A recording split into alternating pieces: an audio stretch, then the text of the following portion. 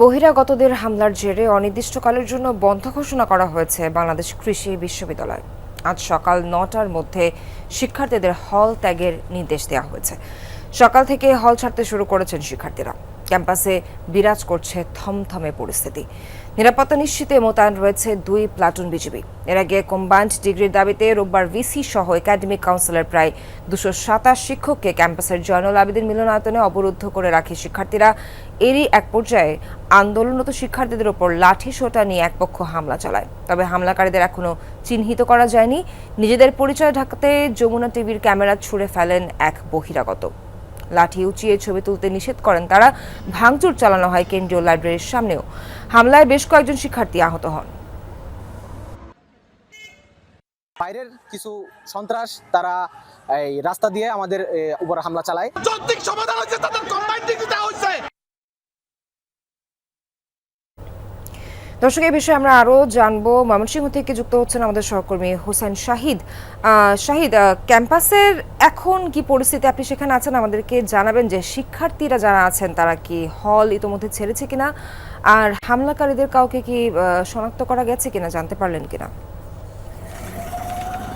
গতকাল রাতে যখন ঘটনাটি ঘটে তার পরপরই ক্যাম্পাসে বিজিবি মোতায়েন করা হয় ২ প্লাটুন, এবং এছাড়াও র্যাব এবং আইন শৃঙ্খলা বাহিনীর সদস্যরা এখানে নিরাপত্তার দায়িত্বে আসেন, যেহেতু বহিরাগতদের হামলার ঘটনাটি ছিল। এই মুহূর্তে আমি যেটি দেখেছি, আমি সকালে এসে ক্যাম্পাসে বিভিন্ন হলগুলোর সামনে আমি গিয়েছি, তো ছাত্রদের হল থেকে কাউকে বেরিয়ে যেতে দেখা যায়নি। তবে মেয়েদের হলগুলো যেগুলো রয়েছে সেখান থেকে মেয়েরা বের হয়ে যাচ্ছেন এবং তারা তাদের লাগেজ নিয়ে, ব্যাগ নিয়ে চলে যাচ্ছেন আশপাশে কোনো আত্মীয়র বাসায় কিংবা তাদের বাড়িতে। এই ধরনের কথা তারা বলছেন। তবে ছেলেদেরকেই বের হয়ে যায়নি। গতকাল রাত এবং ভোর পর্যন্ত যে কয়েকজনের সাথে আমার কথা হয়েছে বিশ্ববিদ্যালয়ের শিক্ষার্থী, তারা ছেলেরা যারা আছেন তারা বলছেন যে তারাও হল ছেড়ে যাবেন না এবং তারা তাদের আন্দোলন অব্যাহত রাখবেন, এবং এই ঘটনার যে বিচার, সেই বিচার তারা চান, সেই বিচারের দাবি তারা জানাবেন। আজকে কেয়ার মার্কেটটি যেটি রয়েছে ক্যাম্পাসে, সেই মার্কেটে সামনে তাদের আসার কথা এবং এখান থেকে এসে পরবর্তী তাদের যে কার্যক্রম সেটি ঘোষণা দেওয়ার কথা। তবে এই পুরো ঘটনায় কিন্তু একটি থমথমে পরিস্থিতি বিরাজ করছে এই বাংলাদেশ কৃষি বিশ্ববিদ্যালয় ক্যাম্পাসে, এবং সকাল থেকে এখানে এখন পর্যন্ত কোনো ক্যাম্পাসের ভিতরে কোনো দোকানপাট খোলেনি, খাবারের দোকানও খোলা হয়নি। অল্প কিছু দোকান খোলা আছে, কিন্তু সেইভাবে আসলে বাজারগুলো বা মার্কেটগুলো চালু হয়নি।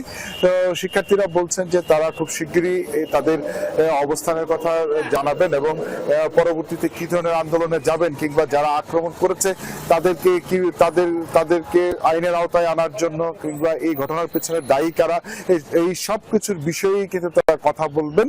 আর বিশ্ববিদ্যালয় প্রশাসন যেটি বলছে যে তারা এই বিষয়ে একটি তদন্ত কমিটি গঠন করবেন এবং সেই তদন্ত কমিটি বিস্তারিত রিপোর্ট দিবে যে প্রকৃতপক্ষে গতকালকে রাতে কি ঘটনা ঘটেছে, কারা ঘটিয়েছে।